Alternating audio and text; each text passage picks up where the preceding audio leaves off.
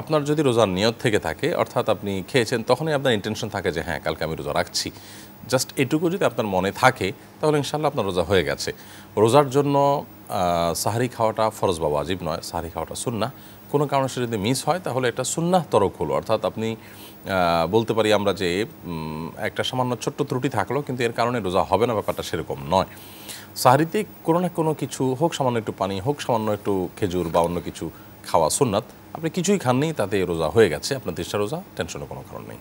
জি জি, কিন্তু ইচ্ছাকৃতভাবে যদি এরকম করতে থাকে, ইচ্ছাকৃতভাবেও করলে রোজা হয়ে যাবে, কিন্তু আসলে অনুত্তম কাজটা, কারণ হলো সাহারি খাওয়া তো সুন্নাত।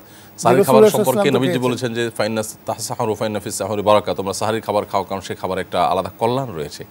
সো সেখানে আমার স্বাস্থ্যের জন্য অভূতপূর্ব এবং আপনার অকল্পনীয় এবং সুপ্ত কল্যাণ নিহিত আছে। সো সেটা আমাদের হারানো উচিত না।